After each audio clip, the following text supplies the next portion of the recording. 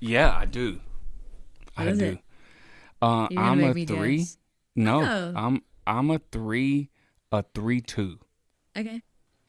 All right, I Jeff, think are that's you right. I'm, 2 and 3? Two. But yeah. Yeah, I'm a so y'all are three mirrors. two. Yeah. I think that's right. Yeah. Yeah. Love Which it. I struggled believing that the accuracy of it until I read. E. Morgan Cron, did you read that I one? know it was like a workbook, So good. Enneagram yeah. 3 workbook.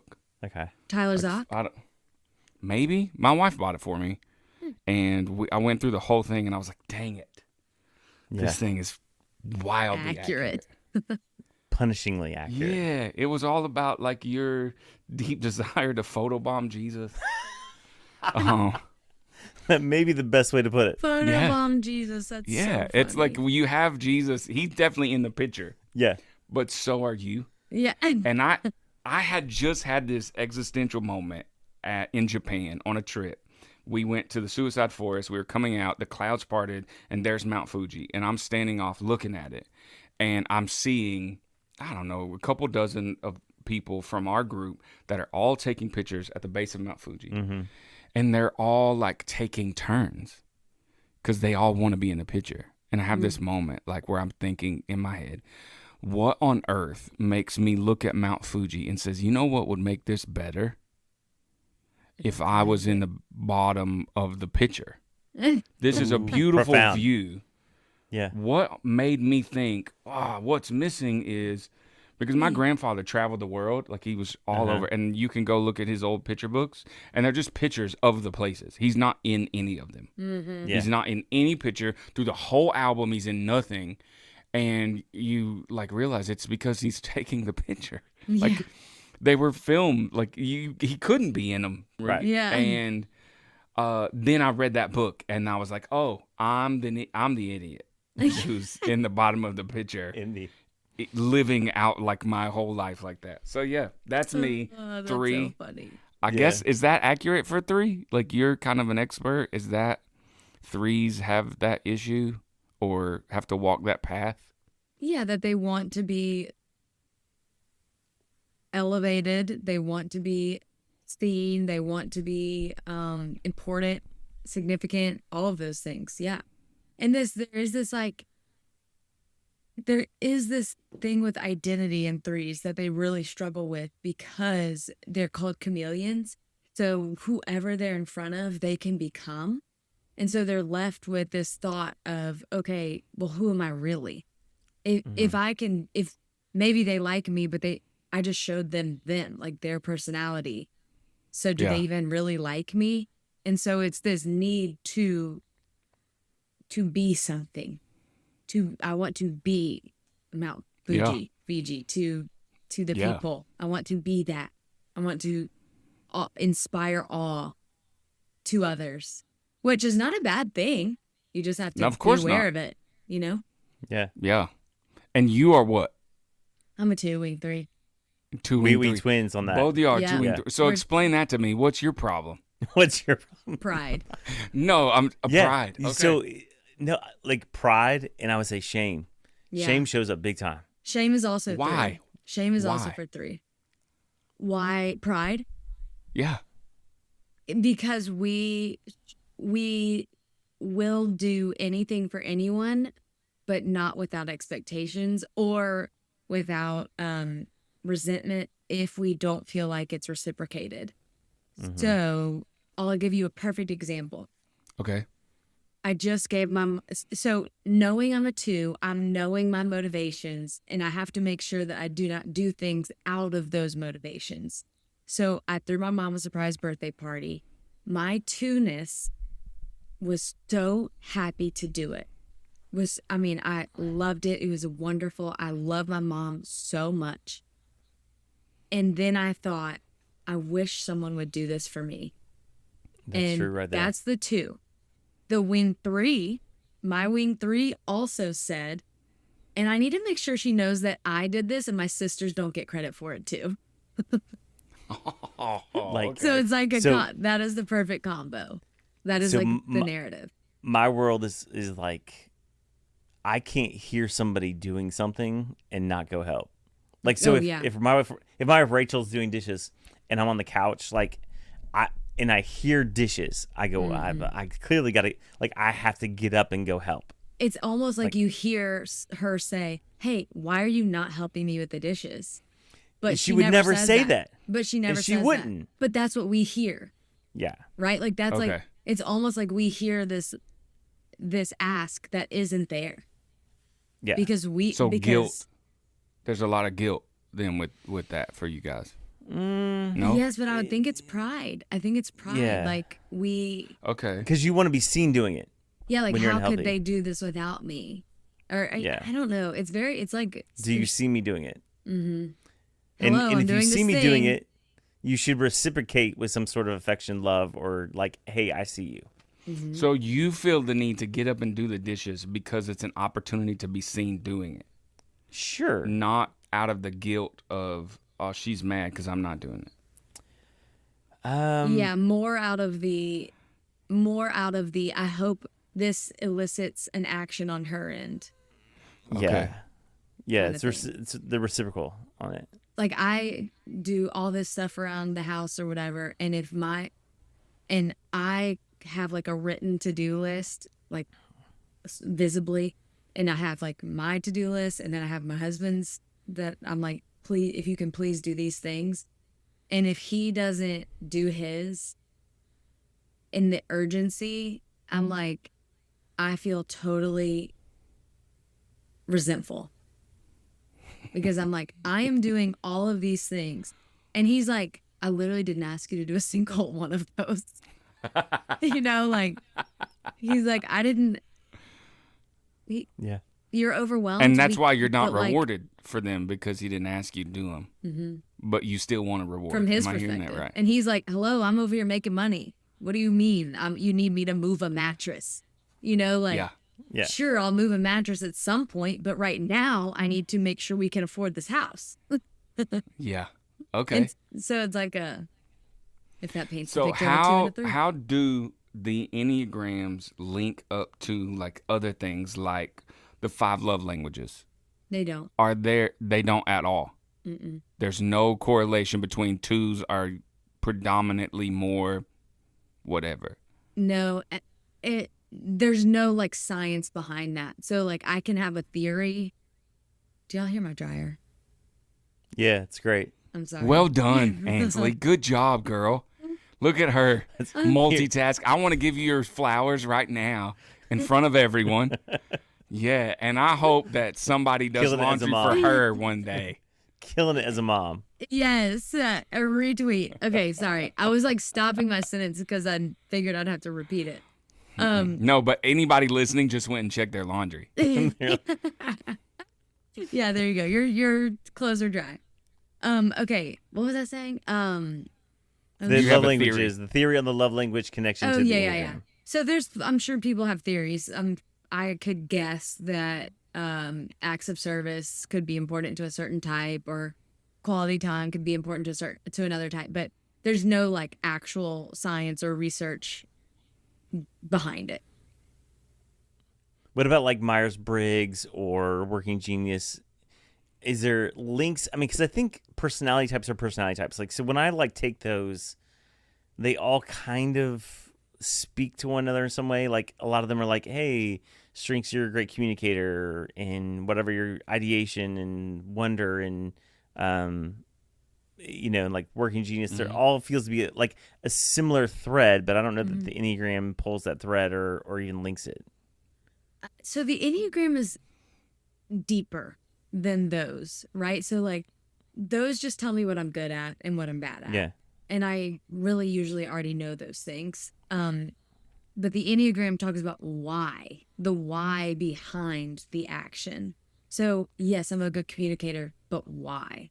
And why are you motivated to be a good communicator? Mm-hmm. Is it because you want to perform? Is it because you want to feel wanted? Is it because you want to keep the peace and that's how you do it? So it's kind of, I always say like it's as if you and I showed up to a birthday party with the same gift. The Myers-Briggs would be like, you two have the same gift.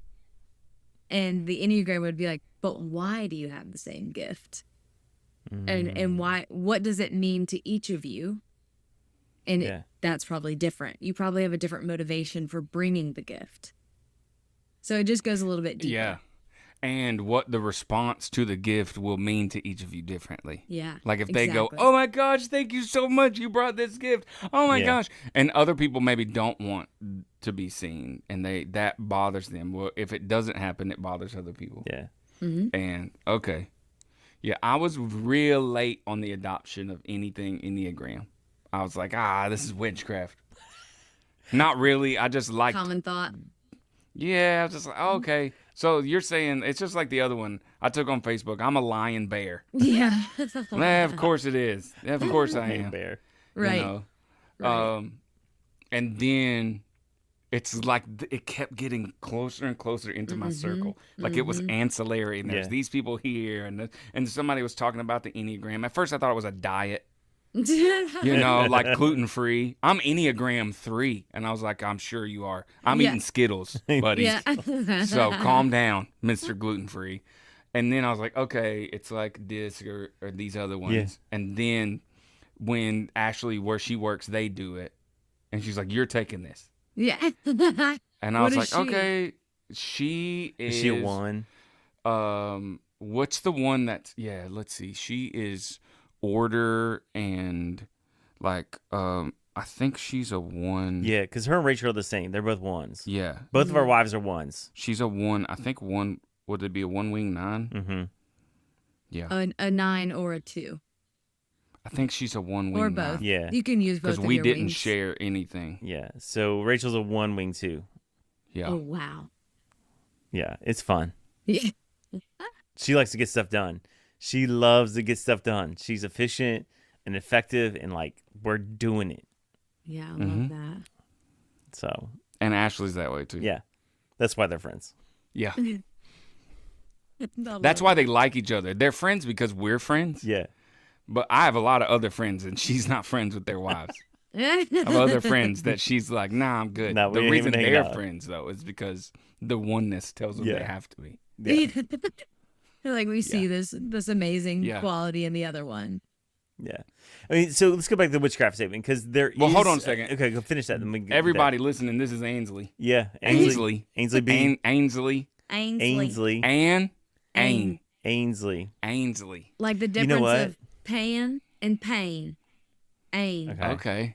Ainsley. There's an Okay, I in everybody there. listening, this is Ainsley, and we're in it, and we're going to keep getting in it. Here's what we need to do. Make sure we ask this question, okay? Okay. Because we had Kylie Small on a couple weeks ago, Okay. who is from Louisiana. She from northern Louisiana.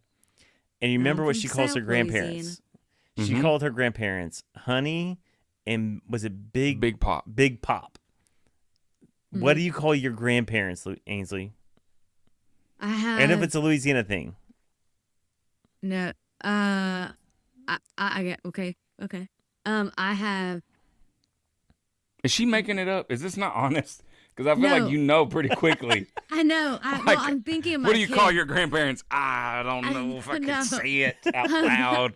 I'm How bad thinking is of it? my kids. Like I'm so used to calling my parents their grandparent name.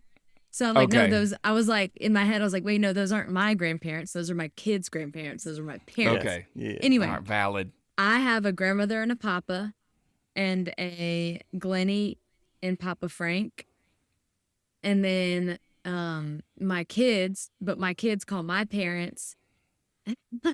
You know, whenever they say things wrong and then it sticks. Yeah. Mm-hmm. Okay, so we have that across the board. So Emmy and what was supposed to be Pop C became Pocky. So Emmy and Pocky, and then Rara and Koki. But he was supposed to be Coley. Is your husband like Taiwanese or something? I know. That it sounds very crazy. Asian. Pocky, It does. Riri, or okay, something. we're What was Cajun. it? We're Cajun, so Even like- your husband. no, he's not. He's not. No, but my family is. You're Cajun, However, okay. North Louisiana, like Kylie, is a different world than South Louisiana. North Louisiana is way more country, way more like this. Yes, and she was. more Arkansas. South Louisiana is more like slow. They talk like that. It's very French influenced. So it's a totally different culture. Totally different culture. And you have a woman in your family. You call her grandmother. Grandmother. Grandmother. She Grandmother. yes. I feel like She that's a woman who whipped me with spoons. yes. Like grandmother. If you demand to be called grandmother, that's Yes, another yeah. level. Sorry, Yeah. grandmother. I'm No, sure I deserved it. it is. Yeah, she's proper. She is a grandmother. Grandmother. Grandmother. hmm Yeah. Yeah. But Okay, the what are you called? Louisiana thing. Oh, go ahead. No, finish Louisiana thing. And I'll tell Louisiana you. thing. Yeah. The Louisiana thing is similar to what you were saying with your daughter niece. Like we have so much of that. I have Mm-hmm. aunts and cousins that I'm like they are not my blood relatives, but they are closer to me than my blood relatives. Yeah. And that was like at my mom's surprise birthday party. They were all my aunts and uncles and cousins, and not one of them I was related to. So whenever you said that, I was like, yeah, that tracks. Totally get it. Yeah. Not Yeah. not weird to me. So Rachel and I are shooting for Pops and Gigi, but Callan is just going to be one in July this year. So we're real early on it. I'm afraid it's going to come out poops and it's all going to go bad. But like, No, we're no, it going for won't. Pops. We're going for Pops. We'll see. We'll see if it works out. I think it will. Okay. Yeah. That'll I'm be- going to do that'll work. grandfather. Yeah. Grandfather. Grandfather. Yeah, in honor of Ainsley. You need Yeah. a pocket watch and a pipe for that. Yeah. Grandfather. So let's go back to Enneagram because there has been recirculated conversation about it that it was huge 6 years ago. Like it was exploding 6 years ago. The church adopted it, didn't know what to do with it. But it's kind of come back with some very prominent voices saying that maybe the roots of it are occultish and we should dismiss it. What's your response to that thought? That's silly. Okay, it's not entirely silly. I will tell you this. If you want a well-researched and well-articulated deep dive into that question, Pastor Tyler Zock has a course on it. He has a free download on it. His website is gospelforenneagram.com. He has a free download that is Should Christians Use the Enneagram? That gives you a brief history, it helps you answer that question. I point every single person to this downloadable, to this course. It is incredible. He explains things so well. He goes into the depths of it. And so I have his download pulled up because that is what I pull from, whenever I am answering this question. And essentially, the Enneagram is not, okay, wait, this is my own separate thought, and then I'll get into his download. Okay. The Enneagram does not have anyone that owns it, right? It's not like Myers-Briggs that has a research and development organization. The Enneagram is a bunch of different people who put their thoughts on it, and thus it became. So anytime you have an Enneagram coach, we're all teaching from our worldviews, which is why I think Christians should use discernment, whether or not you want to apply it or not, use it or not. Don't use it in place of Holy Spirit discernment and wisdom and all of those. Of course not. Use it as just a simple tool that it is. That said, there are some of the historical figures or influences that have misspoken about where they received the information from the Enneagram, and they have refuted that and said, no, that's not actually what happened. So there is this element of human error that we do have to take into consideration. And that's what's hard about it, right? That's what's hard about how it is so accurate, and yet we have to accept the human error side of it, and some of the thought leaders misspeaking. So whenever we go into Tyler Zock's information, he talks about how somebody said they got some of the information from automatic writing, and he was like, I didn't know what that was. I didn't know what that was. And it's basically like the new age equivalent of the Christian version of prayer and meditation. So relaxing your mind, allowing messages to like come to you and flow through you, whatever. But he did not, Naranjo is his name. He did not explicitly say that he received the Enneatypes from spirits.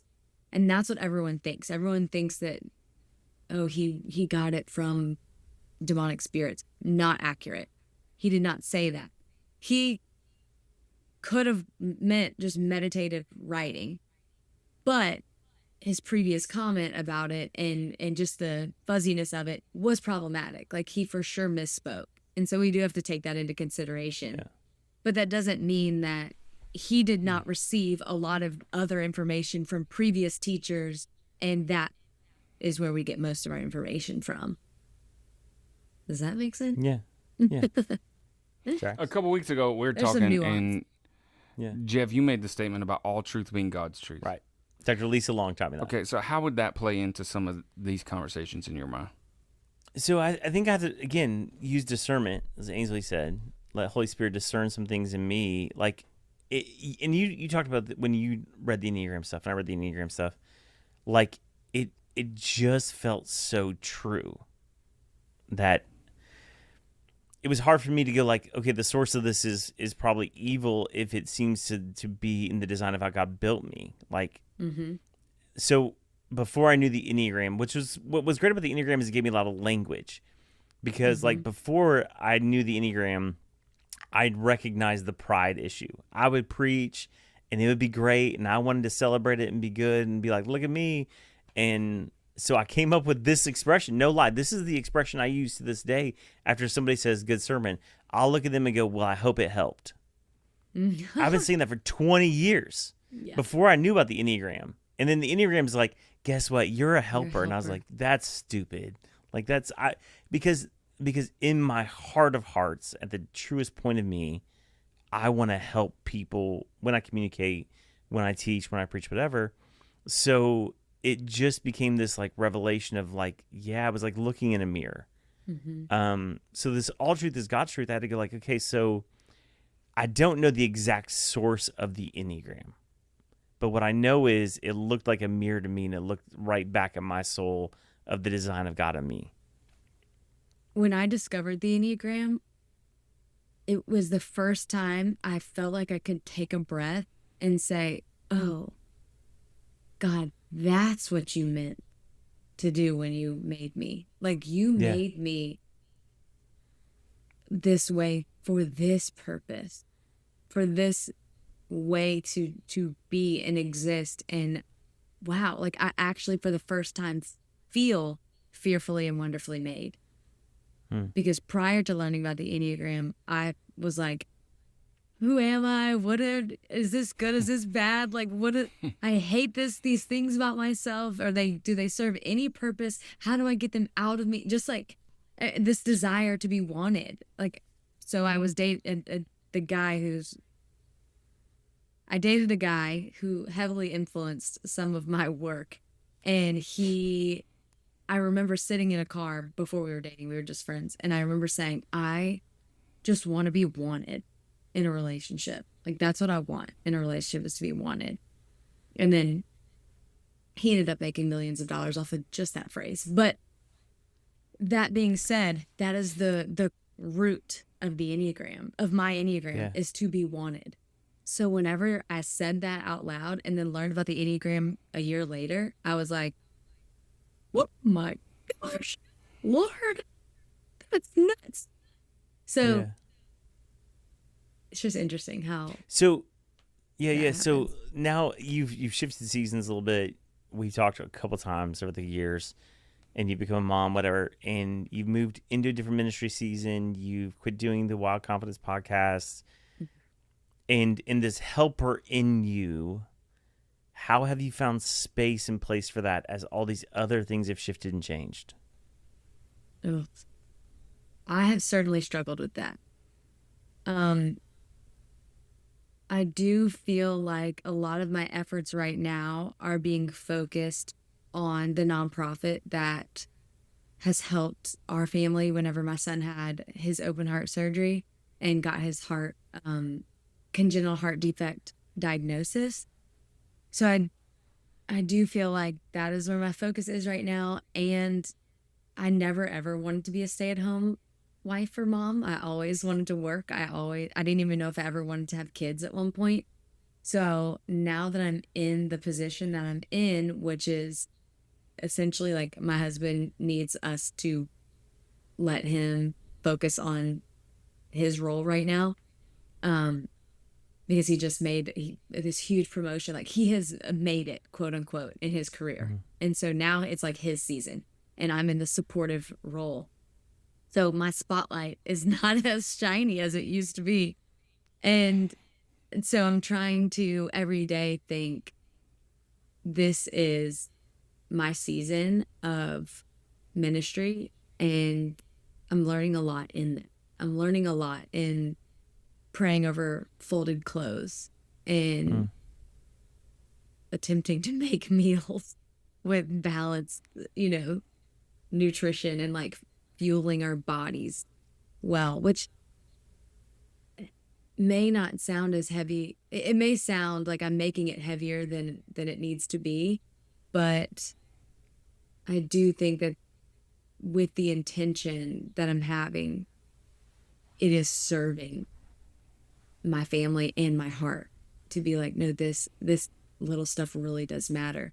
And being a stay-at-home mom and wife is actually way harder than when I worked in ministry. So that's crazy. And that has taught me a lot. Yeah. Is there like a Mary Martha dichotomy there? Like there was this very Martha killing it, shining spotlight, and now there's this this invitation towards Mary. Mm-hmm. Do you feel it? Oh, totally. Yeah. So like, I mean, I went from stages to being alone in the house most of the day. And one of the things that I realized is that, and one of my focuses now is to put as little on the calendar as humanly possible, which is funny, but it's an attempt to be interruptible. And what I have found is that from my focus to what am I going to say on stage? What am I going to say on Wild Confidence that's going to speak to thousands of people and really land? I have shifted that to I'm clearing my schedule as much as I can so that when a friend says, hey, can you come over? Or, hey, do you want to go to lunch? I can say yes and show up for them immediately. And that has been amazing. I have seen so much fruit from that. I mean, almost every week, someone has been like, hey, this is last minute. Can you do this? Can you come with me to this? Almost every week. I'm like, yeah, yes, I can. And so I've become a friend that shows up. And what I've learned in those things and the depth and the richness makes me never care to return to a stage. I genuinely don't care if I'm ever on a stage again, if the people around me think of me and say, she shows up. Yeah. And she shows us the Lord. What's interesting with the Mary Martha thing you bring up, Brian, I think as we circle back to maybe the Enneagram, I feel this is a two, maybe Ainsley, I think you may as well. I feel built to be a Martha. Like in the helperness, like when I read that the first time, the Mary Martha thing, and I'm like, why is Jesus mad at her? Like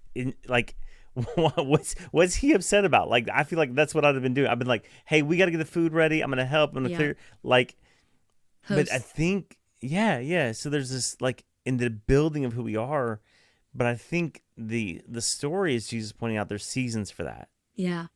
And so maybe, Ainsley, I think, is the Lord is just going, hey, maybe you're in a different season, a Mary season, where you need the space and the time to sit at the feet so you can sit with somebody else. Absolutely. Yeah. And I think feel that's like so true. there a lot of times, if we are in that season of this Mary at his feet, even then we have a tendency of of kind of casting it to the side based on the idea that I have to do this so that my next Martha moment will be even better. Yeah. Like Yeah. you have to be in this, and this was the season, and if you don't do it, then when you go back to Martha and when your kids turn 12 and 13 and this, and the stages are even bigger, you had to have this, as opposed to this being just beautiful in itself. Yeah. Without it being this unbelievably like important stepping stone, it in itself holds something that you can only have with Jesus in its place. I think for me, the danger is that the Mary season becomes something that I promote in my Martha moments. I reflect back and go, I want to tell you about how good of a Mary I was. Yeah. Yeah. Yeah. Like, look, I want to tell you about the 6 months I spent as a Mary. God gave me this book, or whatever it was. When I was a Mary, the Lord revealed this to me so I can reveal it to you. So that's where I think that for me, the pride issue shows up, because I will take a Mary moment and Martha the fire out of it. Like, I'll be like, look at me. I was a great Mary.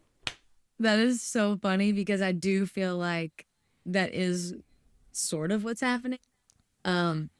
With when Truett got his diagnosis, the things that I'm learning about the Lord, I'm like, I have to put this in a book. If not for the masses, for my kids. I do think my attitude has changed from I have to get this to the masses to I really just want this down on paper for my legacy in my home. Like, I want my kids to know these miracles that we have seen. So I am actively struggling with being still at the feet of Jesus and like, okay, I'm going to sit and I'm going to listen, and I'm going to steward these little tiny brains as much as I can, because that is so much harder to me than women's conferences. I mean, frontal lobes fully developed, let me at them, okay? These little forming minds, I'm like, this is so hard. It's so hard for me to explain the Trinity to I can't use the ice cube demonstration where it's like water and vapor and ice to a 1.5-year-old or a 2-year-old. It's so funny, the challenges that have presented themselves. But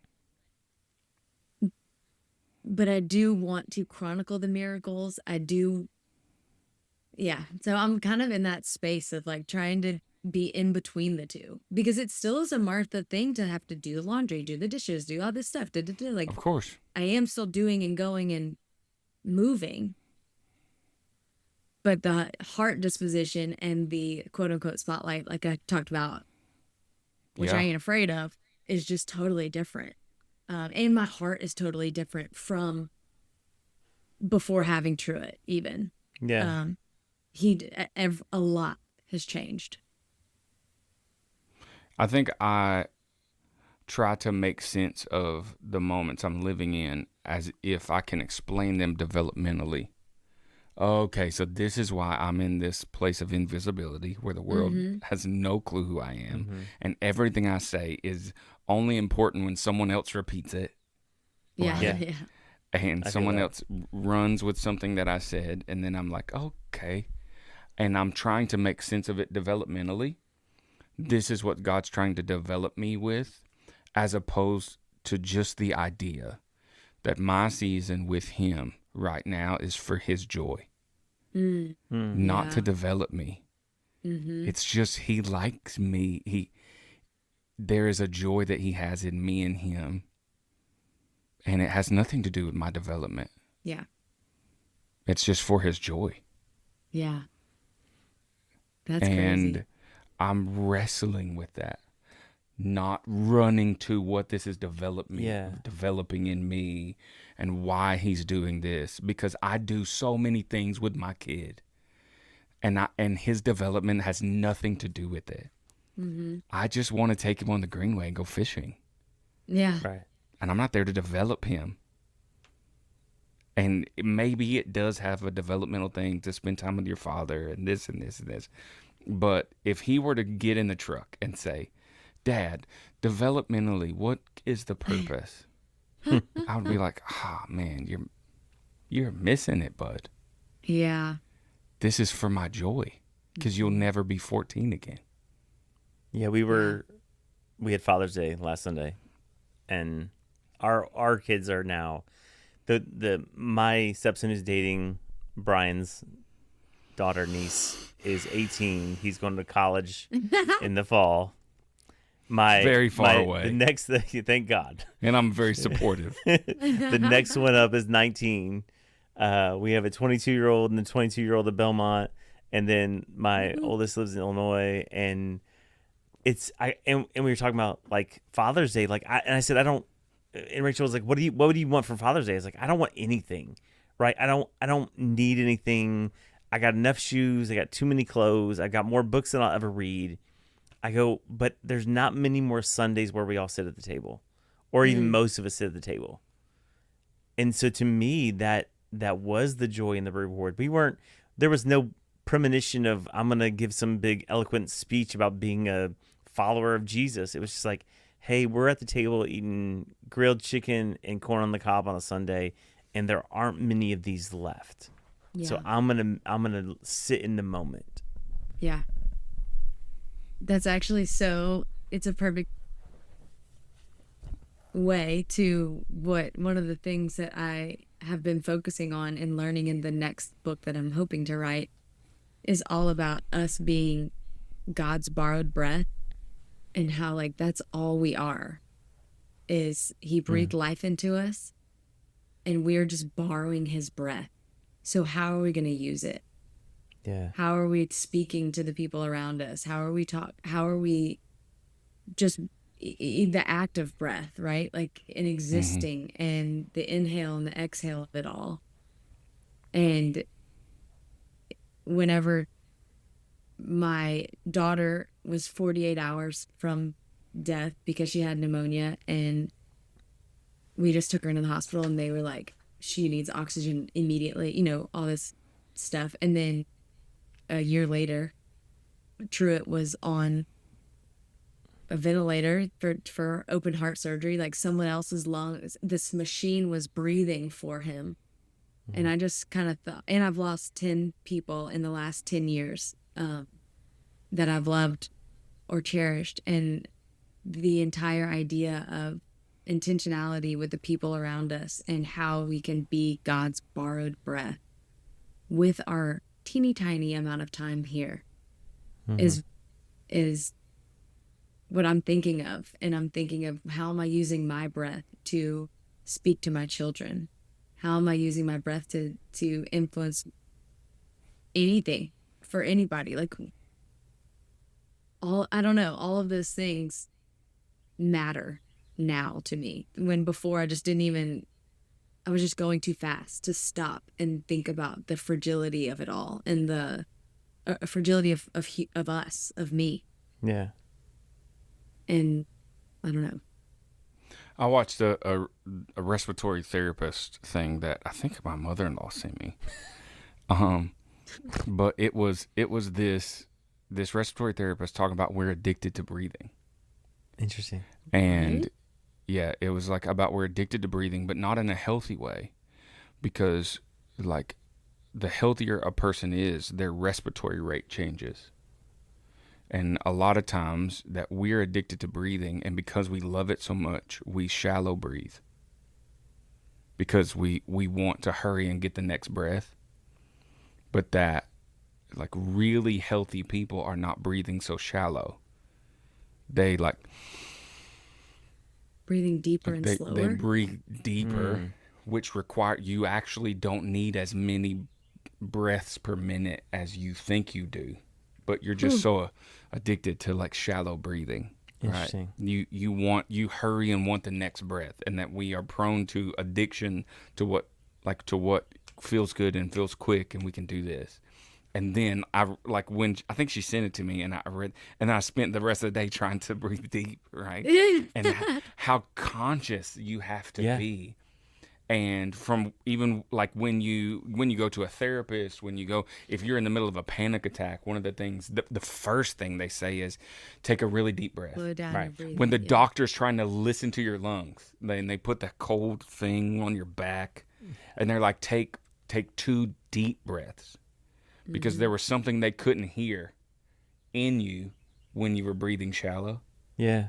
And as you talk about like the borrowed breath of the Lord, and like if I'm only breathing shallow, how much of His breath am I wasting? Just addicted to the next. I just want a quick hit of His breath. Yeah. In all of that, I'm so anxious to read whatever she's Well, gonna write. I mean, in this. you make my mind spin a too, little, I'm Brian, ready because to write it. this deep breath idea in the physician, the nurse listening, in my brain, I'm going, what do they hear? Like if our soul is eternal, which is inside of us, right? Like Yep. it's going to live forever when this shell of a body goes on. There's something in us, our heart and our mind and our soul, this intertanglement of what God created. Mm-hmm. Like, can you hear somebody's soul when they breathe? Like God has breathed into them, and if you're listening through with this medical A device, like stethoscope. stethoscope, are you hearing the soul, and are you hearing something godly in them? Yes, because when we're not breathing, like when we're dead, you're not hearing breath. You're not hearing this ruach of what God has breathed into us. There's this thing in Ezekiel, right, in the Valley of Dry Bones, where the dry scripture bones. says that I will make these bones breathe. Yeah. Like I will cause these bones to breathe. I don't. My Bible's upstairs. Somebody could look it up. We're using my 37, phone for I think. whatever. Ezekiel 37. But I will breathe into these dry bones. I will make these dry bones breathe. And I thought how weird it is that He said the bones will breathe, Yeah, I've thought about that. Yeah. as opposed to the lungs will breathe. But if I hold my breath, Don't do too long. We're running the air. okay, whatever. As soon as I start holding my breath, my body will become oxygen deficient. Like as soon as it starts, Yes. you become. Yes. But your blood already has a certain amount of oxygen in it. Mm-hmm. It's not just that the air goes into your lungs; it's that the oxygen gets into your blood. Mm-hmm. And so when He breathes into us, yes, the air gets into our lungs, but the oxygen also gets into our blood all the way to our bones. Mm-hmm. Like your bones need oxygen. Yeah. And so when He breathes into us, it wasn't just breath. It was oxygenation all the way. And it has to get into your lungs and then your blood cells, and then it goes to your heart, right? So you die in life. Like in life, you're either going to die because your heart is no longer getting oxygen to the rest of your body through the blood, or your lungs stop giving the blood oxygen.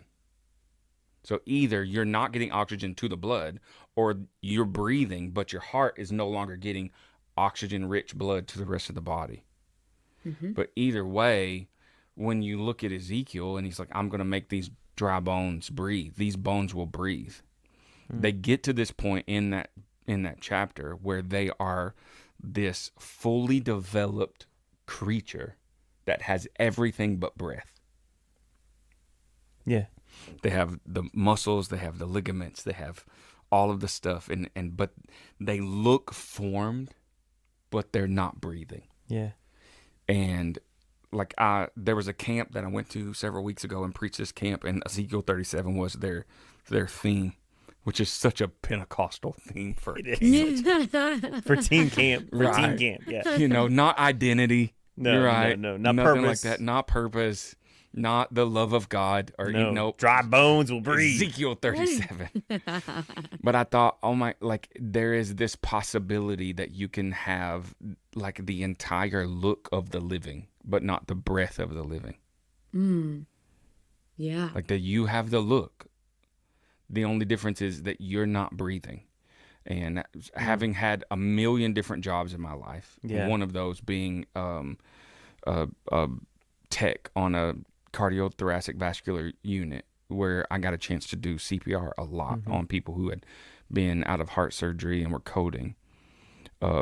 the big difference in like someone who has just died and someone who is dying, right? Mm-hmm. Is the person who is trying to die, is that kind of how they would say it. Don't let them die on us, and they're trying to die. They have to have they have to have somebody pumping that heart. And then there was always this respiratory therapist who would have this thing, and they would constantly be breathing with an ambu bag into their lungs. Yeah. And I think there's been a temptation sometimes in the church to be so focused on compressions, right? And trying to compress into people or compress out of people. You need to confess this. You need to denounce this. You need to do this. And when the Lord didn't, in Genesis, it doesn't seem like the Lord started his heart. The Lord breathed into him. Right. Mm-hmm. There was no compressions, Yeah. right? But with breath came everything else. Came light. With breath comes, and this is the thing, and Brian, you and I have been wrestling this. I think we've wrestled it publicly on the show a little bit. This clarity versus certainty versus faith. Yeah. And so in light of that thought we've been working through, the breathing in of the Lord, you can't just take that in. You can't just perpetually in-breathe. Something has to come out. Breathe. Yeah. Yeah. And I think sometimes we're like, Lord, breathe in, but I think the faith step for us in a practical sense has to become the intentional breathing out, like what we put out of us. Yeah. And I think if we're not operating in faith, one of the things we've been wrestling is what's the faith step? Do we got to wait on certainty? Do we got to wait on clarity? Or is faith just a step?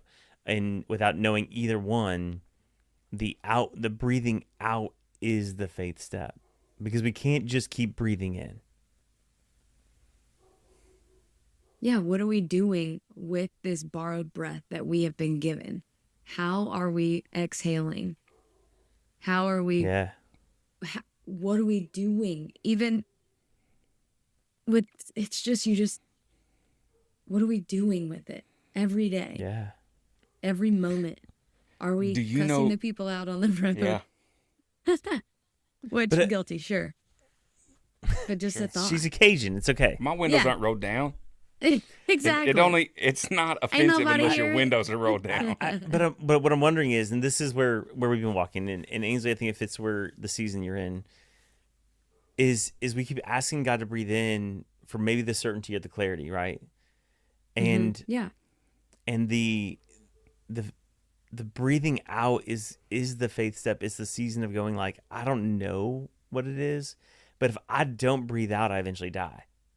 I can take in all the oxygen I want, but if it doesn't come back out of me, I don't know that I can sustain a live. Right. So the Lord can keep breathing in, and we can take deep breath, but eventually the body goes, it's got to come back out of me. And I think if we don't exhale in walking in faith, stepping out into the things of the Lord, I think eventually we just become those dry bones. Yeah. You know, have you ever tried to talk while breathing in? No. I just did it. No, it doesn't work. You can. It just sounds crazy. Yeah. I don't know what I'm going to say right now. You know, like it sounds insane. Yeah. Right? But you can't really speak. Mm-hmm. You can't really communicate to others. You can't really say, I love you. Ainsley, do you sing? Are you a singer? We can't go there. No? She's a singer? She is? In the back corner of Spotify somewhere is an album. Yeah. It's a very dusty album. Pop country. I'll say no. Chill out, off of this. Okay. No. All right. But in the past, did. If you've ever been in like a really like good vocal ensemble or somebody who's doing warm-ups or coaching singers, they'll tell a singer when they're trying to help them advance, you're breathing wrong. Right? Or sometimes you're putting your voice in the wrong place, right? Placement of a sound. But a lot of times the first thing that they'll tell them when someone's learning how to sing is you got to start breathing right. Yeah. It's not that you're singing wrong. You're breathing wrong. And your voice will never do what it could do if you don't breathe right. And like that army in Ezekiel 37 really wasn't called an army like fully until they began to breathe. Both breathe in and breathe out. Yeah. For you to speak, for you to sing, for the creative thing to happen in you. There is both inhale and exhale. And I do think I am addicted to inhaling. Oh, for sure. Me too. I want the Holy Spirit to pour out your flesh upon all men, me included. Maybe me, like extra Especially. included, especially. Yeah. Me especially. You and Mount Fiji. Yeah, me and Mount Fuji. I want to be included. I want to breathe you in, all of these things. And I wonder how much the Lord's like, man, I can't really take you further until you learn Until to you breathe breathe out. right. Yeah. You're breathing wrong. So you can't sing those notes, and you can't write that book, and you're not going to be able to go to that place with me. You're breathing wrong, Brian. And that's why when you go hit the high note, you always miss it. Or that's why when you try to extend the notes, or you try to serve well, that's why that selfishness, always you're breathing me in wrong. Right. Breathing me out wrong. And I just did a mentorship with somebody for a month or so, and in that they absolutely just beat me up over my inability to ask the Lord for things. Yeah. Like, I asked the Lord for all of this stuff for other people. Help me dig wells in another country. Help me with this children's home. I asked for things that I know the Lord has to say yes to, so to speak. Yeah. Like according to his heart, and he loves Yeah. the widow and the orphan. So if I'm asking for Yeah. widows or orphans, Yeah. Easy pickings. automatic yes. That's not a big faith move. Yeah. Like the people are like, you have so much faith to dig wells. Are you serious? Yeah. We're providing water to, that's like the lowest level of faith. Yeah. Faith would be if like for something crazy that doesn't even make sense. This makes sense on every level. Of course God's saying yes to this. But my page of prayers in my journal for me is like blank, except for like these declarative scriptures. And I found myself saying, Lord, I don't know how to ask you. I don't know how. How do I ask you? What do I ask for me? And now at the tail end of this conversation about the greatness that you're about to write with your new publisher, Who knows who it is? yeah, Unnamed. Or Is that's like- self-publish. I can feel myself missing the high note. Mm-hmm. And I feel like I'm saying, Lord, I don't know how to breathe. Yeah. And I do. I think that one of the things that has been a focus for me is you've been breathing wrong. You've been focused on X, Y, Z, and I just want you to focus on being with me. I want you to focus on what I'm telling you, what I'm whispering to you. I just want you to understand that your purpose in this world, you don't have to write another book. You don't have to have another kid. You don't have to do X, Y, Z. You don't have to do all of these boxes that you're checking, or these things that you're like, this is my calling in life. You know, people are so pursuant of that, which I don't think is necessarily a bad thing. But if we lose focus, we have lost how to breathe right. We've lost that ability. We don't know. And he's like, all I'm calling you to do is make disciples and be near to me. Like, when you really break it down, if we can just stop pursuing, like chasing, and listen and make disciples, I think that we will understand how to breathe right. And we will understand, we will be able to carry out all of those things that he has called us to do or wants us to do. But if we're getting so distracted with all this other stuff, and we're like, look at me, look what we're doing, me and God, we're doing these things. And if we have forgotten how to breathe, if we're addicted to the rapid breath, if we're just like, not able to keep the focus of how it's really just nearness and intentionality with him. And like, whenever you can, you're close to someone when you can feel their breath on you. And that's how, I don't want to be like that with a single other person except for the Lord. I don't want to feel anybody's breath on me. Get. I don't like close talkers, nothing. But if I can be so close to the Lord to feel his breath on me and then act out of what I'm being told, I think that I will have stewarded his borrowed breath well. Yeah. I hope. So I've been running, like actually running for 15, 16 years now, but I feel like I'm just now learning how to run, which is crazy to say. There's like heart rate zones like that your heart runs at, so you can get to a max, like a max VOX, right? And so I'm learning to run in what they call zone 2, which is this like just above like resting. So you got to run slower, and you have to be able to basically carry a conversation and run at the same time. So it's not fast breath, because what the studies are saying is like if you run really fast and your heart rate's at max or at near your max, you're burning glycogen, your sugars, and so you're going to run out of energy. In zone 2, you're going to burn fat, which is a slow burning energy source, so you can actually run at a slower pace but a lot longer.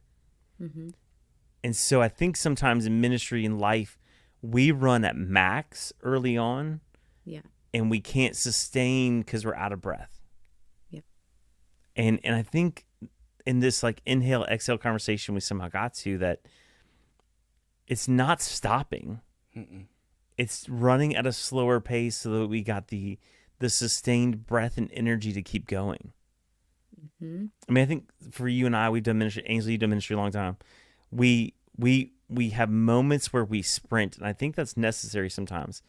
But if we overrun, we're gonna run out of breath, and we're not gonna be able to keep going in faith and stepping out, and we're gonna run out of borrowed breath because we're just burning it all up early. Yeah. And burnout and resentful potentially, and just like, why didn't my timeline work?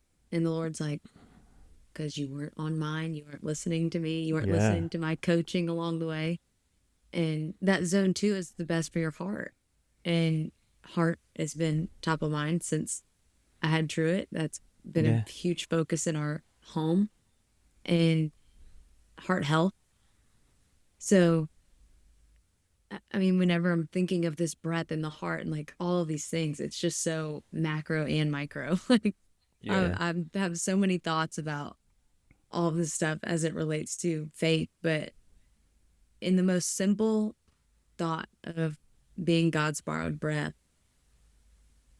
it really is like, how is your tone when you're talking? How is your, what are you saying with your words? What are you sharing with people? How are you talking about other people?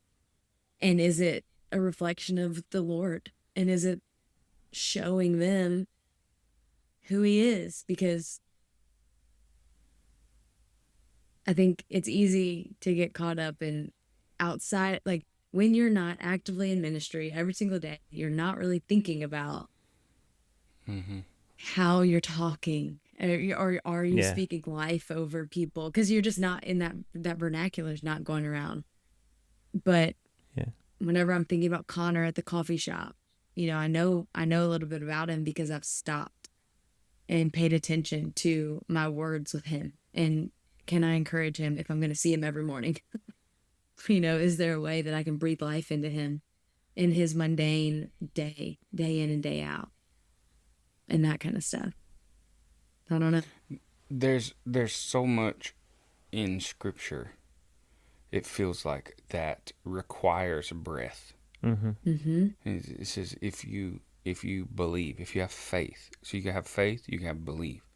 It says, and you say to the mountain. Say to the mountain, yeah. Right? Yeah. Now you can have faith and you can have belief, but if you have no breath to speak, or if you use your breath and you say everything else except to the mountain, Right. Like I feel like there's times where I'm praying everything else but to the thing. Like Yeah. I can't ask God for the thing, and the Lord's like, I won't give you unless you ask me. Right? I'm thinking back to coffee with this boy that's wanting to hang out with my little girl, and we get coffee, and like I told her, no one can date you unless I get coffee with them Mm-hmm. because I want to be in their life. Yeah. I don't want to threaten him. I want to. If you're going to be kind to someone I love, the amount of advocacy and the fight that I will give for you, Right. you have no clue the kind of friend you have in me if you're good to people that I love. Totally. And so, we sat for an hour and a half before he ever brought her up. And I was like, I'm not bringing it up. You have to bring her into the conversation. And I feel like there's times where the Lord's like, I'm not bringing it up. If you don't speak to the mountain, I'm not speaking for you. There's the James, confess unless you confess your sins Yeah. one to another. Like Mm-hmm. confess your sins one to another, that you might be healed, not even forgiven, Right. healed. Mm-hmm. And we're like, why won't the Lord heal me? Why won't the Lord heal me? But there's, it's not just realize your sins. It's not just meditate on the betterness of that you want. It's the breath that is required to confess, Yeah. I mean, to speak, to sing, to all of those things. think about the man at the pool of Bethesda as you bring that up, and Jesus Oh, asked him, yeah. like, do you want Do to you be wanna be? well? Mm-hmm. Yeah. Like, do you want to Say be it. well? And like the courage it takes to say, yeah, I want to be well. Mm-hmm. To speak that, to breathe that out. Like, I have to tell y'all about the miracle. One of my favorite stories. My favorite story about Truett's heart Yeah. condition and all of this stuff. So whenever my son was diagnosed with tetralogy of Fallot in utero, and that means and I'm definitely not making it through this story without crying, so buckle up. So that means he had 4 things wrong with his heart, and they all had to get fixed. And they don't live past 3 years old if you don't get these things fixed. So at 3 months, he had open heart surgery. Prior to this, because I had, this diagnosis at 20 weeks, essentially 24 weeks pregnant. My friend Adrian her son had open heart surgery already. And I remember thinking what everyone says, I can't imagine. I could never imagine. I'm just not strong enough. I thought all those thoughts. And then the Lord was like, we about to find out if you can imagine. But she had this God sign of a snail. And it's a funny story. One day, I hope she gets to tell it to the masses because it's just a funny how she got her God sign, right?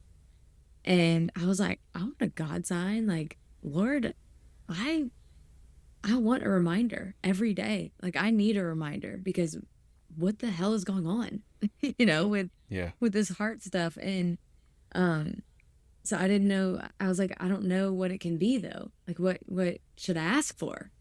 Hers is a snail, so I guess it can be something that seems insignificant. But then I realized that my mentors and I were very much in that season talking about the promises of God and the reliability of the promises of God and how much he means his promises and how much we can depend on his promises and all of this. And I was like, well, when I think about the promises of God, I think about a rainbow and I think about, the ark and all this stuff. So I was like, Lord, will you just show me a rainbow every day? Knowing full well that it was winter and it certainly isn't raining, like it's not raining every day. So I don't know if I'm going to see a rainbow every day, but I just prayed for it. And I was like, I need to know that you're near. I need to know this is whenever I find out. And I wasn't testing in a way that was like, if you don't show up, I'm out. But I was just like, I'm so desperate because I've never encountered something so hard, I guess. Like, I've had hard things. I've lost people I've loved. But when your child is so fragile, it's just a whole different thing. So he's born. We're not allowed to let him cry too hard, or else his blood in his heart would be deoxygenated. And within a few minutes, he would die. we wouldn't, it's called a TET spell. They turn blue and you have to get them to the emergency room. And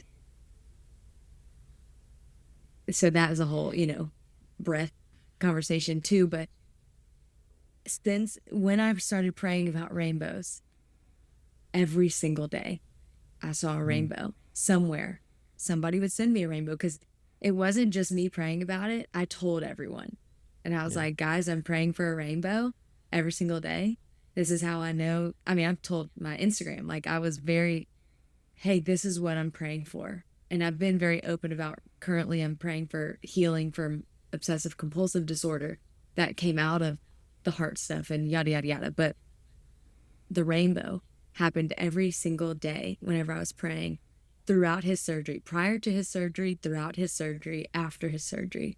And I remember thinking, I don't know when the rainbows are going to stop. I'll be so upset the day that they stop because they really came from strangers. They came from the sky. They came from cartoons. I saw a rainbow every single day. And for months, like this was months. And it's just crazy when you think about how you have to be looking for the thing to see it every day. But I was, and I did. And then I remember talking to the surgeon afterwards, and they were like, okay, in 8 weeks, like you can't pick him up under his arms for 8 weeks. You have to like scoop him up and hold him like that. You cannot lift him from under his arms because he's sewn together, right? On his sternum. And the day after the 8-week mark was the first day I didn't see a rainbow. And that was the day after he was fully healed. His complete healing was 8 weeks later. And it was the day after the 8 weeks that the rainbow didn't come that day. And I was like, you gave me a rainbow throughout his entire healing process. Wow. And now he is healed. And now I don't see one. And I was like, I'm thankful not to see a rainbow today because that means that he's healed and that he's okay. Yeah. And I'm still seeing rainbows every now and then. I'll still ask the Lord, like, I just need one. And this is the best part. We go to this fundraiser for the nonprofit I was talking about, the Louisiana Pediatric Cardiology Foundation. They give grants to families to relieve some of the financial burden of finding a hotel room because you have to travel for these surgeries. You can't. There's only a few cities that like or specialize in them. Anyway, so they just help lift the financial burden and all of that. So we're at the fundraiser. They had asked me to speak, me and Justin to speak, and I invite some of our friends, and my cousin was there with us, my Cajun cousin, not real blood related. And I'm not kidding, like that day, a couple of my friends came over to borrow dresses. We all had this group, me and my friends all have a group chat, and we were all talking about what we were wearing, all this stuff, we went to the event, and I was like, everybody, let's go take a picture, and we all stood for the picture. And not everyone was wearing what they originally planned. And it just so happened that there were 7 of us. And it was red, orange, yellow, green, blue, purple. That's crazy. And we were all in a rainbow. And it was the odds of 7 people showing up in that order and in those colors is so microscopic. Is not like the odds were like, ChatGPT was like, yeah, that's a miracle. Because we were like, what are the mathematic odds that many people would show up in that way? And I was like, oh my gosh, you just showed everybody. I had just been on stage and told everybody about the rainbows. And then I'm looking at all of my closest friends and family who carried us through this season. And we are a rainbow. Man.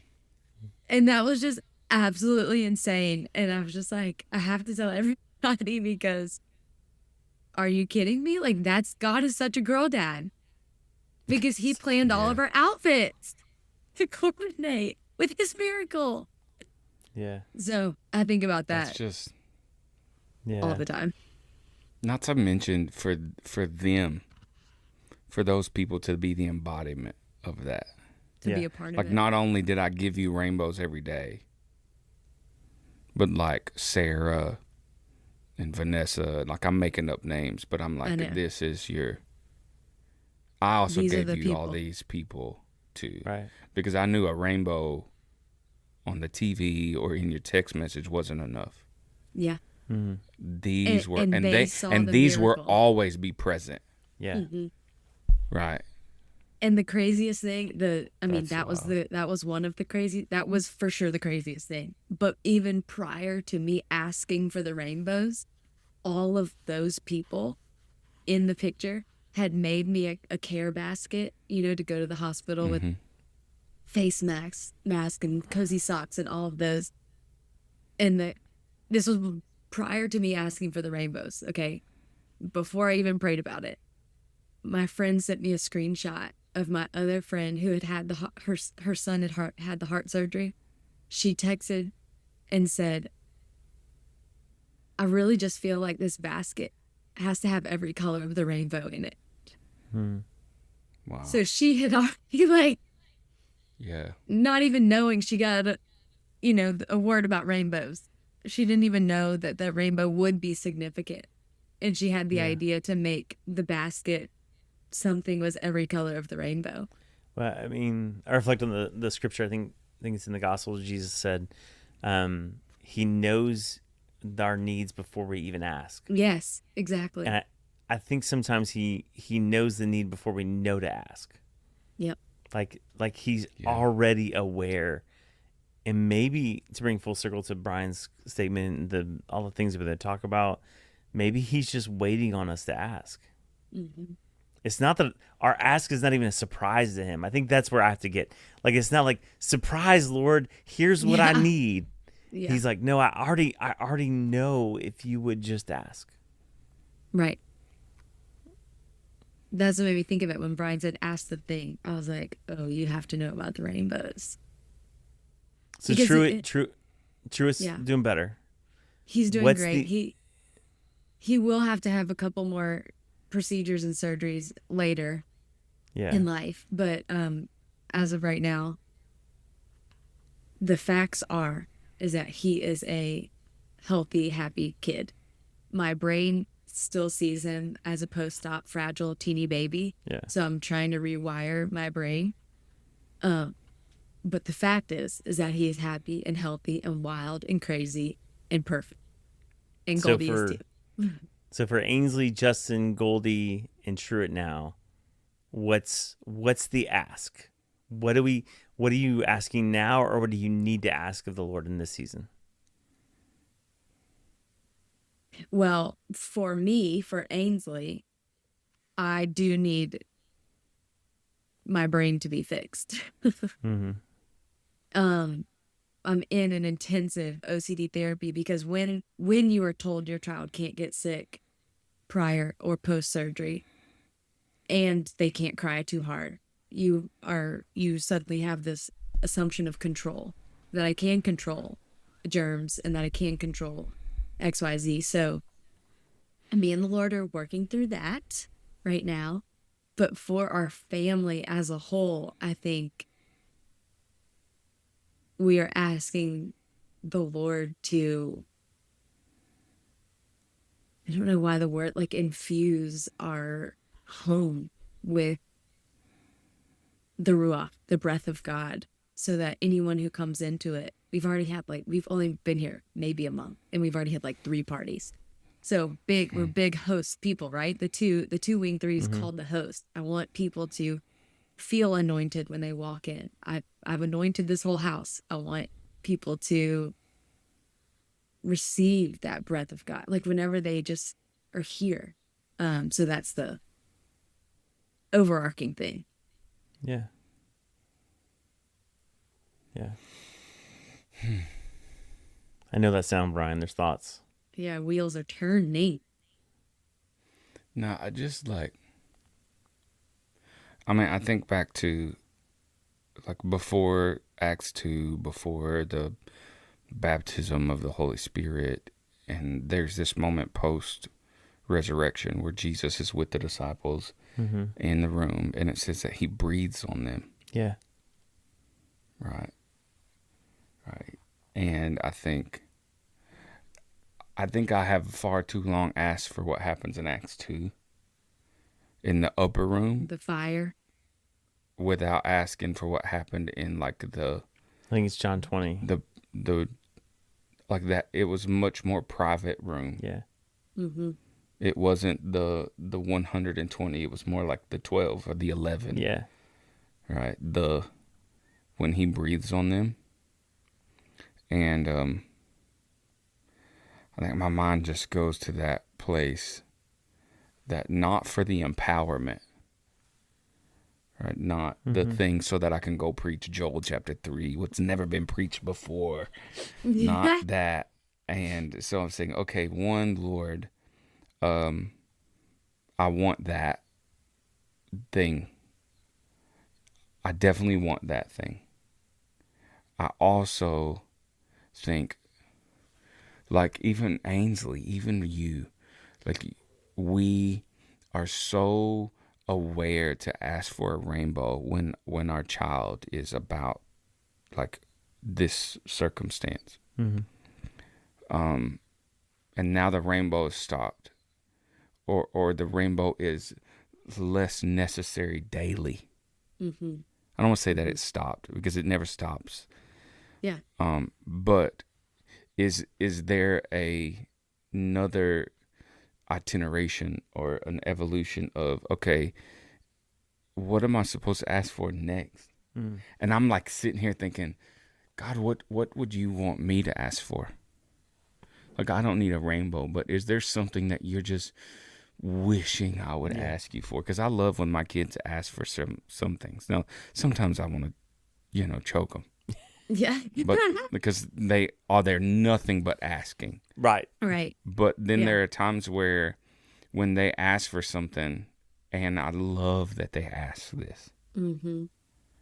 And is there something that the Lord would love to show up and show me every day, and I just have never asked him? Yeah. And for our son, for Ainsley, for her son, for Truett, the Lord loved that, I think. Yeah. Oh, He was as excited about it every day as you were about seeing it. Yeah, he's like, I'm gonna put a little one here, a little one there, a little one there. There's this a little one. There's, yeah. And my daughter now knows to ask for rainbows, to look for rainbows, not ask for rainbows. Yeah. But she'll point out a rainbow everywhere. Mom, look at this rainbow. Mom, look at this rainbow. Mm. I was thinking about when you were a little kid. When you were a little kid, in your vehicle driving somewhere, and your mom was like, or your dad, whoever, your grandmother, My grandmother. when she was like, look at this rainbow. When someone pointed it out, and you were like a little kid saying, oh my gosh, that's so cool. And in that moment, when little Ainsley, that was 11, seeing this rainbow, and the Lord's like, one day, you're going to need this. Yeah. One day, if the angels were like, or if the Holy Spirit in whatever providence knows the end from the beginning, and is not like limited by time, and knows your end, knows like, yeah, that's going to be even more fun one day. And if I told you, oh, go ahead. No. And I'm just like, Lord, is there a rainbow that you're waiting from Brian to ask you for? Mm. Well, the best part is, I think about all the rainbows that happened before. Like, we saw a rainbow the day we found out we were pregnant with Truett. And one of the things that I've noticed that goes back to what you were saying about Mount Fuji and taking a picture with the mountain. I never care to be in the picture with the rainbows. I just want to take a picture of the rainbow. Yeah. Yeah. And I think that's, I don't know, just a fun little callback, because I don't think I've maybe taken a picture of it with Goldie in it, but I've never been like, take my picture with this rainbow. Yeah. I just take a picture of the rainbow. I wonder if in a moment like that, where we have this certainty, to call back to that, that it is the Lord, that if we really become so unfocused on ourselves, Like when the moment is that you've been asking for this, for Ainsley a rainbow, for Brian uncertainty, me I don't know what I'm asking for yet, but whatever it is, when the Lord shows up, you go, that's not me, that's God. So why would I want to be in the picture? Yeah.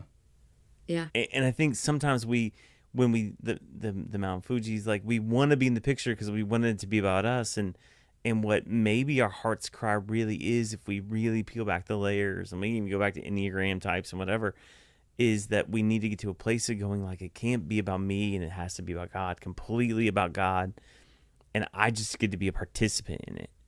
Like, I get to breathe out the air that he put in. Yeah. And I think that's what I'm in that season of, like, I breathed in the rainbows and now I breathe out the story. Yeah. Because the Yeah. story is so wild to me. I preached, this is for you, Ainsley, and you take it and leave it, whatever. I went as a youth pastor a long time ago. I was younger, cooler, and more creative. But I preached a message, and the hook line of the message throughout was that wounds tell the story of wounds tell the story of our hurting, but scars tell the story of our healing. Yeah. Having a scar is not a bad thing. You posted picture of Truett's scar several times. I've seen those, and I think the scars we carry, we can't look at them as bad things. We have to look at them as the point of our healing, the story of God's healing. So in the OCDs and whatever, man, friend, I want you to look at that and go, that's a story of God's healing, not of Truett's hurting anymore. Yeah. And whatever scars you carry, and we've had conversations on air, off air, about all those things. And so whatever scars you carry, whatever scars Brian and I carry, those are stories of healing and not stories of hurting. Yeah. That's so true.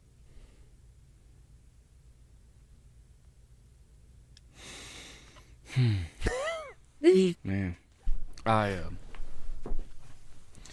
think that if you don't get a small rainbow tattoo on your wrist, you're doing life wrong. Let me tell you, I want to get rainbow confetti on my shoulder.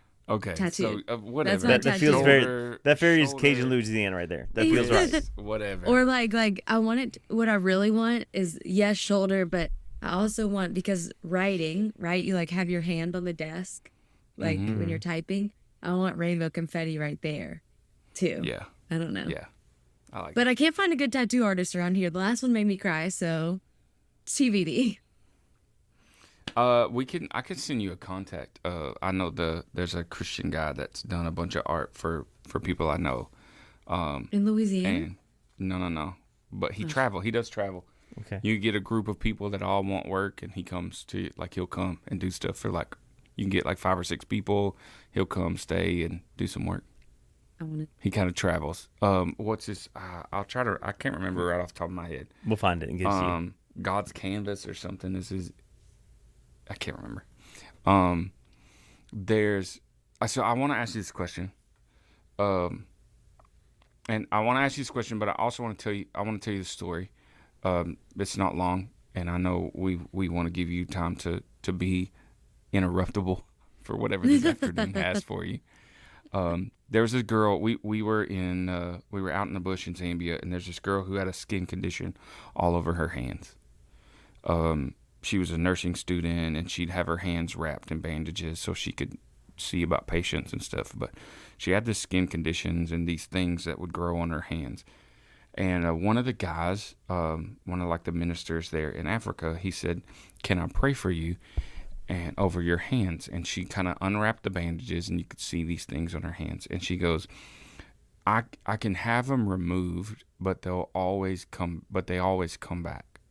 She's like, they can be removed, but they always come back.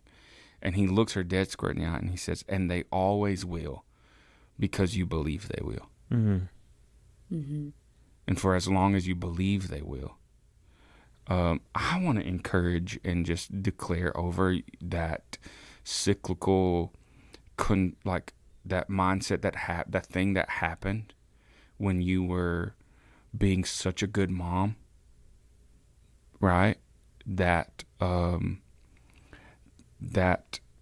that need that you were meeting when you had to control Yeah. created like a belief system that you needed to operate in for that season, and but that would end because I do think that when we believe something in our faith, because we are spiritual, we're always spiritual. Right. We never stop being spiritual because we are spiritual beings. But if your faith, because your faith and you're so loved by the Lord, I think if you believe something, then it happens in that power that we manifest with the Lord. But that belief system, that it would be able to be safely dismantled. Mm-hmm. You can bulldoze a building and you can do that, and there's a safe way to do it. And so as you're walking through this with the Lord doesn't so want to dismantle all that in a way that's not safe for Ainsley, Mm-hmm. for your heart. We could just bulldoze it all and just demand control back to him and all this stuff, but he cares so much about your safety. Coming into knowing that we're going to sit down and I get to meet you for the first time, I wanted to ask you this question. I end up having random questions for guests. A lot of times I don't read their books on purpose, and I don't do this stuff, and I'm just constantly saying, Holy Spirit, what do you want to say? Right? What would you ask her? And I do want to ask this question. If the Lord was going to introduce you to a room, to a group, whether you're about to speak, it could be at a table and you don't know anybody, but if he were going to say, let me introduce Ainsley, what would he say?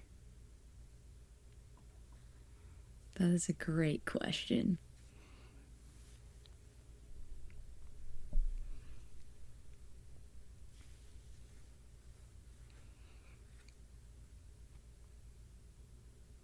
I'm definitely not. I don't know that I'll have like a. I think that's something I'll have to sit with longer for like what I feel like will really be the answer. But I do know he'd call me daughter. I mean, I know he would say, "This is my daughter," and I want to think would say, "This is my daughter who I've had the pleasure of revealing myself to in such a new and intimate way recently. I can't wait for you to hear her stories."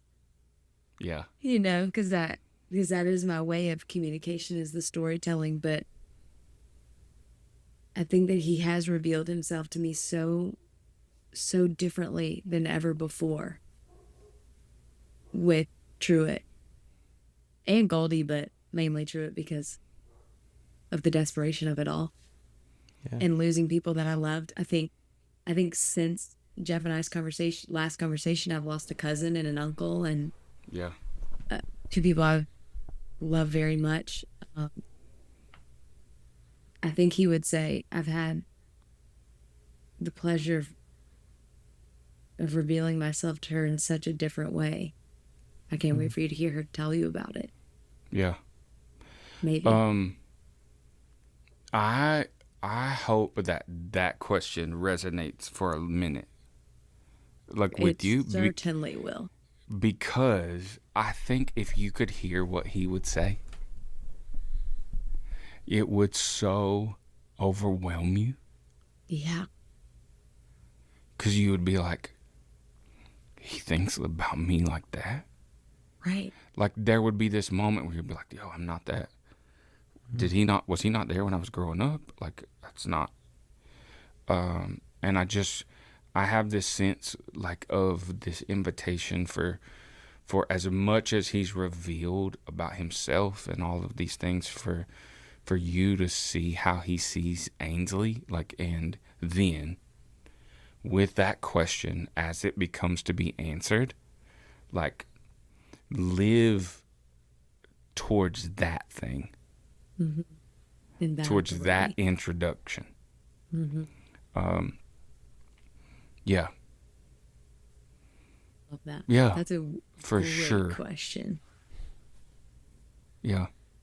Love and then the next time we talk, I'd love to hear your wrestling. Polished with introduction of the Lord. Yeah. Yeah. There's no good way to get out of this What a conversation. fun but day yeah, let's with honor Ainsley. Ainsley's time to go be a mom and all the things. We have a couple questions we want to Yeah. wrap up with. Yeah. So Brian, why don't you ask your question? So to people who are on the fence of taking the risk of writing the book, releasing the back album on Spotify, for the people It's who getting dug up.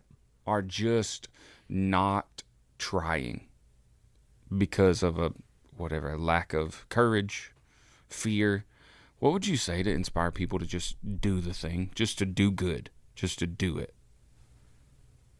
I think that I would tell them that the pressure's off, because Yeah. if you're partnering with the Lord in anything, like the borrowed breath, the simple thing I was talking about earlier is that you don't have to check these boxes. You don't have to be a New York Times bestseller to be used by the Lord. You don't have to, be an Iron Man.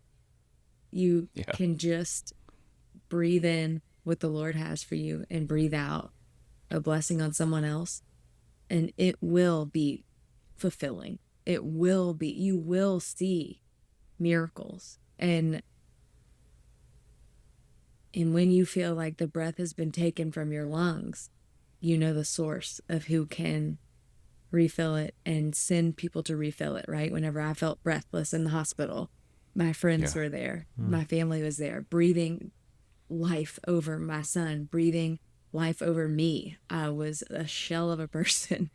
And I was just constantly reading about the Holy Spirit. I had Jenny Randall's book about Holy Spirit, and I was just reading that in the hospital, and I'm getting a flashback. I'm trying to usher out of my brain. But I think we overcomplicate it. I think we make it this thing that, like, God has called me to do. I've gotten this vision, and I've been guilty of this too. Like, he's given me this vision. I don't know how to execute for next year. And I'm like, I don't know what to do. And he's like, if you will just focus on your day in and day out, focus on me near, we will make it happen. Don't worry about it. So that's I the love thing I that. think what I would tell. Yeah. Especially for people that it doesn't have to be writing a book. It could be inviting friends over to your house. Yeah. To Yeah, go or ahead write and make the crock 1,000 pot. words a day. Yeah. Like, if Yeah, you want to write a book, but don't sit there and think you need to write 50,000 words in one time. Sitting. I limited myself to 3,000 words a day, and that I could not write a word more, so I could pace myself and not burn out and not run out of breath. Yeah. Yeah. Yeah. That's great. I love that. Pressure's off. Ainsley, you're one of my favorite people in the world. You're obviously a nobody that nobody knows, but Nobody. we think nobody. I'm always a nobody. We think nobodies are great things around here. So, who is a nobody in your life that you think the world does need to know about? Well, she won't let the world know about her, but I have two.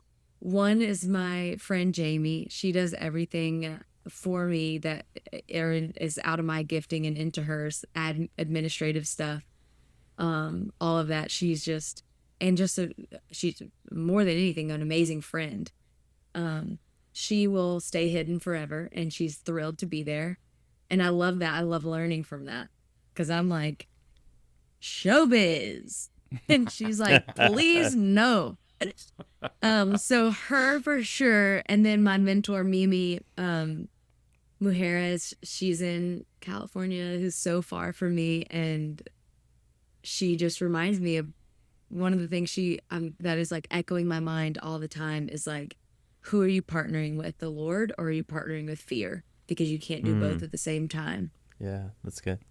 And so I think about that every single day. So she's wildly impacted my life and everything. I feel my like with her relationship mic the drop on partnering with fear, like we might need to have a conversation with her.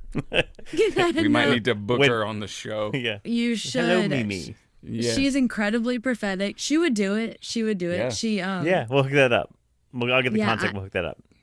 I actually want to record something with her on prophecy and the prophetic gifting and whatever.